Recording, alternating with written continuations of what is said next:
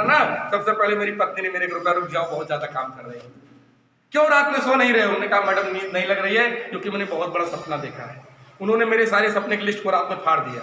मैंने कहा 5 साल में मैं इसका टेक्निकल बनूंगा, 50 लाख कर्जा 50 महीने में खत्म, फिर मैं आपके लिए कार लाऊंगा, आपके लिए सोना लाऊंगा, आपके लिए विदेश घुमाऊंगा, जितना बनाए थे उन्होंने फाड़ दिया सब।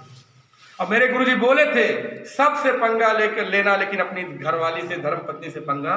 मैं पहले ही दिन ट्रेनिंग में लेकर आया था, तो रात में भी मैंने उनको मुस्कुरा जवाब दिया। हमने कहा नहीं, मेरा आरसीएम रात में खत्म हो जाएगा।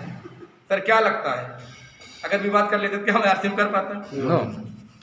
मामला तब बढ़ गया जब सुबह उन्होंने कहा आप गेट तब खुलेगा जब आप आरसीएम रिजाइन कर देंगे। तो सर समझिए, पहले ही मीटिंग में, सेमिनार में इतना चार्ज था, पूरी रात सोया नहीं। जब मैं इंतजार कर रहा था सुबह जल्दी 5 बजे मुझे किसको किसको ज्वाइन कराना, सब मैंने रात में लिस्ट बनाया था सर। और मुझे था जोश में जल्दी जाए, लोगों को प्लान दिखाएंगे। लेकिन उन्होंने क्या कहा, गेट तब खुलेगा जब आप आरसीएम रिजाइन कर देंगे। अच्छा सर, यहाँ कोई ज्वाइनिंग लेटर मिलता किसी को? नो। मैंने कहा देवी आरसीएम कोई ज्वाइनिंग लेटर दिया नहीं, जिसको रिजाइन कहा करूँ? ठीक है हमको घर से बाहर जाने दो। लेकिन उन्होंने कहा कुछ नहीं, आप 32 कंपनी में 32 पेड़ लगाए भी मैंने कभी देखा। आप बोलते थे इस कंपनी में कामयाब होंगे, अब कहीं दिख नहीं रहा। हम ऐसी जिंदगी अब जीने वाले नहीं हैं। आप कहीं जाइए 10-5 हज़ार की नौकरी कर लीजिए, लेकिन मैं आपको आरसीएम करने नहीं दूंगी। कि तो आप आरसीएम छोड़ो कि तो मेरे को छोड़ो। सर क्या लगता है, अपने यहाँ संभावना है सर? कोई आसानी से अपने पति को छोड़ सकता है सर? हिंदू धर्म में ऐसा रीति रिवाज है सर? हाँ ना बोलिए सर। नहीं है। तो क्या लगता है सर, अगर मैं आरसीएम में उनको छोड़ करके इसमें बड़ा आदमी बन सकता था? नहीं। तो सर मैंने दिमाग लगाया। दिमाग क्या है सर? इसमें बार बार बोला जाता है सर जो चीज ना समझ में आए किससे पूछो? अप्लायंस से कि पड़ोसी से? अप्लायंस से। मैंने डीके सर को फोन लगाया, गुरुदेव पंगा बहुत लंबा हो गया। बोले क्या हुआ? बोले हमने कहा मैडम समझने नहीं तैयार, कहीं एकदम सही जा रहा हूँ, मेरा भी मामला ऐसे था। सर समझो पूरी बात। मैंने कहा गुरुदेव समझाना। बोले मैं नहीं समझा पाऊंगा, मेरे पास की बात नहीं।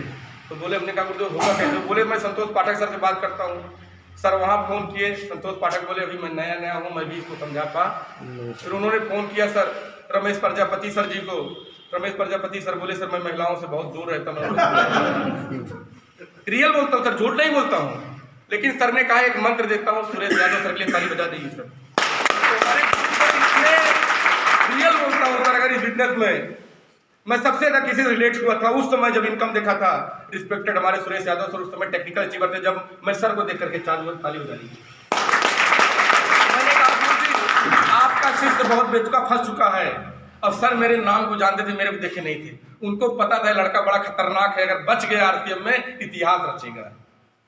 सर एडिफिकेशन होता नहीं होता, कोई नई ज्वाइनिंग आती है, वीरेंद्र बोलते हैं सर ये बहुत अच्छे लीडर हैं। मैं जानता नहीं हूँ, लेकिन मेरे पास आपका क्या आता है? फीडबैक, रिव्यू आता है। सर बहुत रिस्पेक्टेड, अगर आप इनके ऊपर निगाह डाल देंगे इतिहास रख देंगे।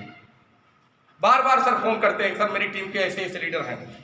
तो सुरेश सर से मैंने कहा गुरुदेव मेरी पत्नी को फोन पे समझा दीजिए। मैडम बोली मैं फोन पे बात करने वाली नहीं।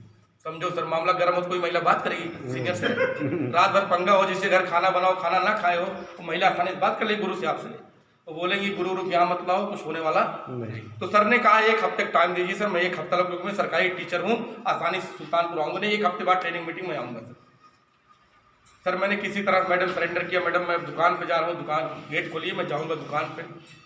लेकिन सर रियल बोलता हूँ सर कि मुझे नशा किसकी लगी थी?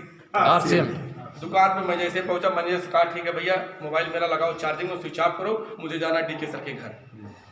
सर जैसे मैं 4 घंटा पहले पहुंचा, मेरा मोबाइल स्विच